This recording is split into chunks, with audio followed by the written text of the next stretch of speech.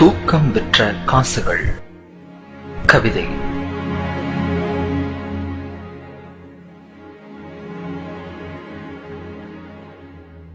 இருப்பவனுக்கோ வந்துவிட ஆசை, வந்தவனுக்கோ சென்றுவிட ஆசை. இதோ அயல் தேசத்து ஏழைகளின் கண்ணீர் அழைப்புதல். விசாரிப்புகளோடும் விசா அரிப்புகளோடும் வருகின்ற கடிதங்களை நினைத்து நினைத்து பரிதாபப்படத்தான் முடிகிறது. நாங்கள் பூசிக்கொள்ளும் வாசனை திரவியத்தில் வேண்டுமானால் வாசனைகள் இருக்கலாம், ஆனால் வாழ்க்கையில் தூக்கம் விற்ற காசில்தான் துக்கம் அளிக்கின்றோம். ஏக்கம் என்ற நிலையிலேயே இளமை கழிக்கின்றோம். எங்களின் நிலாக்கால நினைவுகளை எல்லாம் ஒரு விமான பயணத்தினூடே விற்றுவிட்டு கனவுகள் புதைந்துவிடும் என தெரிந்தே கடல் தாண்டி வந்திருக்கிறோம். மர உச்சியில் நின்று ஒரு தேன்கூட்டை கலைப்பவன் போல் வார விடுமுறையில்தான் பார்க்க முடிகிறது இயந்திரமில்லாத மனிதர்களை. அம்மாவின் ஸ்பரிசம் தொட்டு எழுந்த நாட்கள் கடந்து விட்டன. இங்கே அலாரத்தின் எரிச்சல் கேட்டு எழும் நாட்கள் கசந்து விட்டன. பழகிய வீதிகள், பழகிய நண்பர்கள், கல்லூரி நாட்கள் தினமும் ஒரு இரவு நேர கனவுக்குள் வந்து வந்து காணாமல் போய்விடுகிறது. நண்பர்களோடு ஆற்றில் விரால் பாய்ச்சல், மாட்டு வண்டி பயணம், நோன்பு நேரத்து கஞ்சி, தெல்கா, பம்பரம், சீட்டு, கோலி என சீசன் விளையாட்டுக்கள். ஒவ்வொரு ஞாயிற்றுக்கிழமையாய் எதிர்பார்த்து விளையாடி மகிழ்ந்த உள்ளூர் உலகக்கோப்பை கிரிக்கெட்.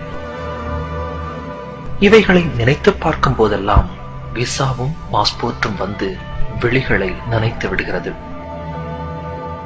வீதிகளில் ஒன்றாய் வளர்ந்த நண்பர்களின் திருமணத்தில் மாப்பிள்ளை அலங்காரம், கூடி நின்று கிண்டல் அடித்தல், கல்யாண நேரத்து பரபரப்பு, பழைய சடங்குகள் மறுத்து போராட்டம், பெண் வீட்டார் மதிக்கவில்லை என்று கூறி வரட்டு பிடிவாதங்கள், சாப்பாடு பரிமாறும் நேரம் எனக்கு நிச்சயித்தவளின் ஓரப்பார்வை, மறுவீட்டு சாப்பாட்டில் மணமகளின் ஜன்னல் பார்வை. இவை எதுவுமே கிடைக்காமல் கண்டிப்பாய் வரவேண்டும் என்ற சம்பிரதாய அழைப்புதலுக்காக சங்கடத்தோடு ஒரு தொலைபேசி வாழ்த்தினூடே தொலைந்து விடுகிறது எங்களின் நீண்ட நட்பு. எவ்வளவு சம்பாதித்தும் என்ன, நாங்கள் அயல் தேசத்து ஏழைகள்தான். காற்றிலும் கடிதத்திலும் வருகின்ற சொந்தங்களின், நண்பர்களின் மரணச் செய்திக்கெல்லாம் அரபிக்கடல் மட்டும்தான் ஆறுதல் தருகிறது. ஆம், இதயம் தாண்டி பழகியவர்களெல்லாம் ஒரு கடலை தாண்டிய கண்ணீரிலேயே கரைந்து விடுகிறார்கள். இறுதி நாள் நம்பிக்கையில்தான் இதயம் சமாதானப்படுகிறது. இருப்பையும் இழப்பையும் கணக்கிட்டு பார்த்தால் எஞ்சி நிற்பது இழப்பு மட்டும்தான்.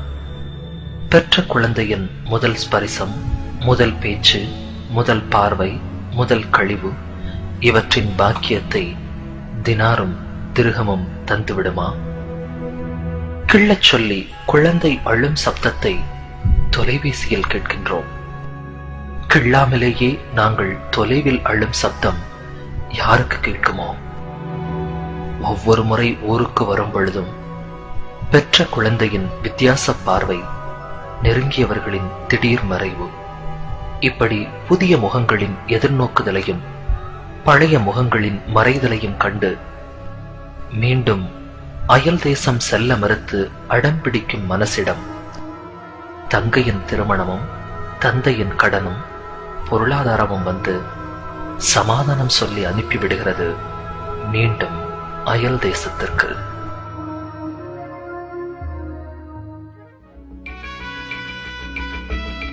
தூக்கம் விற்ற காசுகள். கவிதை கேட்டீர்கள்.